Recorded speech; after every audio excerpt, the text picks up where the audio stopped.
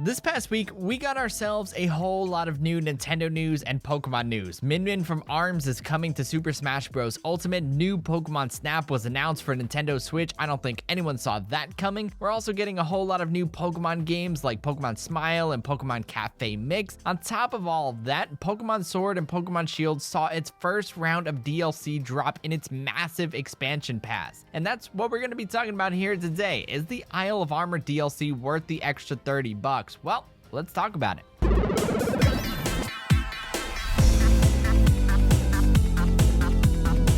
What is up, my friends? It's Ray back here, and welcome to the Isle of Armor, the first DLC ever for a Pokemon game in the series. This is history, guys. The Isle of Armor not only brings with it a whole lot of new content to Sword and Shields, but it also brings back many things that were missing from the games, like over 100 older Pokemon and the ability to have them follow you around the open world, which I would say is arguably the most missed feature in the game. Alongside a compelling storyline that introduces new characters and Pokemon to the series, there's also a massive new island here to explore. From the ocean to the desert to the forest to various caves, Isle of Armor is definitely a huge space. And even though we got ourselves an open world Pokemon game preview with the wild area, the Isle of Armor definitely feels like a more refined open world experience. In fact, it feels like a preview for what's to come to the series, not only in the Crown Tundra DLC this fall, but also in the 9th generation games that are inevitably coming in the future. Anyway, before we continue on with this video, I wanted to remind you guys to smash that subscribe button and hit that bell notification icon so you can be notified by YouTube whenever I decide to live stream and upload new videos. There is so much content coming down the pipeline that I don't want you guys to miss a thing. So, with that said, let's get back to the Isle of Armor. Now, you guys are probably wondering if you have to get to a certain point in the main game to access the Isle of Armor, and yes, you do. You have to get to the wild area at least once, which is not too far into the main game. The difficulty here scales based on the point of the game you're at and the level of your Pokemon. That's why you're seeing high-level wild Pokemon here in the gameplay footage, because I beat the champion, I beat the main game, I have high-level Pokemon. Not to flex or anything, but this does go to show that everything does scale based on your levels. So, when you first arrive on the island from Wedgehurst Station off the mainland, you're not only greeted by a gorgeous shot of the landscape, but also by a mysterious girl named Clara, who fairly quickly leads you to the battle dojo, where you unexpectedly fall into becoming a new student training under the guidance of Master Mustard. Yes, I know, quite the name, but as you play through the DLC, you're going to begin to see that it does all kind of fall together and make sense. Following a series of events, cutscenes, and battles, you're tasked by Master Mustard in accomplishing 3 trials to unlock the secret armor. The first trial involves chasing down and defeating 3 fast Slowpoke that steal Clara's dojo gear. The second has you venturing out to find 3 max mushrooms, and the third pits you in a battle once again against Clara, who at this point is just a little bit jealous that you kinda just showed up at the school and are just schooling everybody in just about everything. Once you complete all 3 of those trials, you're gonna receive the secret armor, which just so happens to be the new legendary Pokemon Kubfu.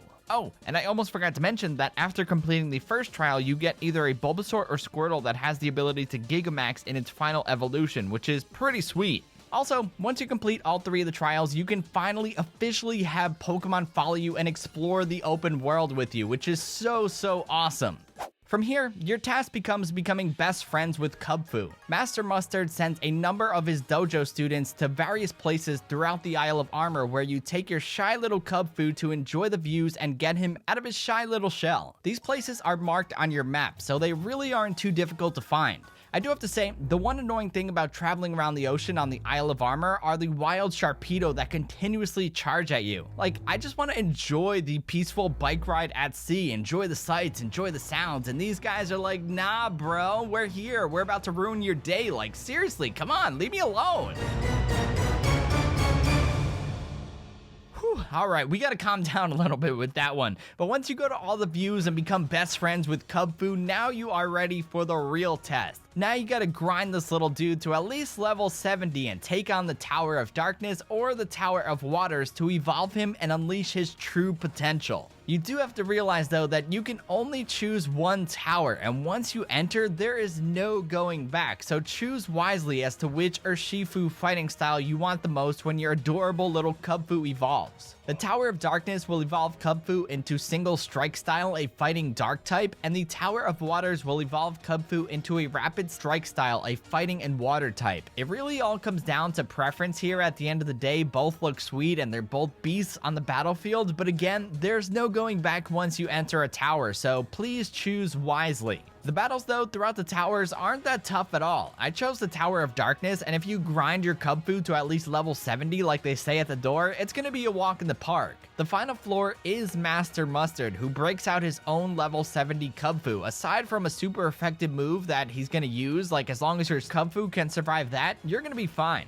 Once you complete the Tower of Darkness or the Tower of Waters, your adorable little Kubfu is going to evolve into the mighty Urshifu. The Isle of Armor doesn't end there once you get Urshifu. In fact, it continues on for quite a bit. You still have to unlock the ability to Gigantamax him. When you reach this point in the story, your friend slash rival Hop is going to arrive on the Isle of Armor at the dojo, and he's going to aid you around the island in finding the secret ingredient to go along with the max mushrooms to finally Gigantamax your Urshifu. When it comes to that secret ingredient, Master Mustard conveniently forgets the name of the ingredient, but it actually turns out to be honey, and you have to defeat a Dynamax Vespa Queen in order to get it. Remember in the beginning of this video where I kind of made fun of Master Mustard's name? Well, it actually all adds up right now because it's honey and it's mustard. It's honey mustard. The two of the things go together. Who would have thought? Aside from the main storyline, there's also side quests that you can jump into at any time. There are trainers throughout the island that offer to trade you alternate forms of Pokemon in exchange for the Galar version found somewhere on the island, and there's also 150 Alolan Diglets scattered throughout the Isle of Armor. If you find them and bring them back to the Diglett trainer by the dojo, he'll give you Alolan Pokemon as a reward. Which one you get really depends on how many Diglett you find and bring back, like if you get 10, 20, 30, it's in increments like that.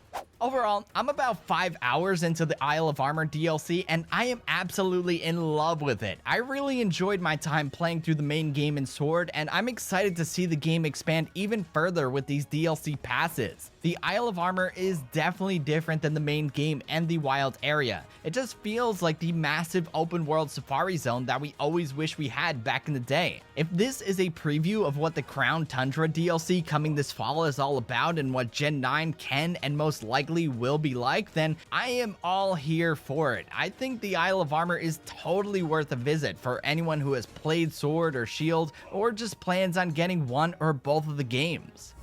Anyway, that's about it for this video, guys. I hope you enjoyed it and found it helpful. If you did, you know the drill by now. Be sure to give it a thumbs up and hit that subscribe button because it always helps out the channel. And with that said, I'll catch you guys in the next video. Peace!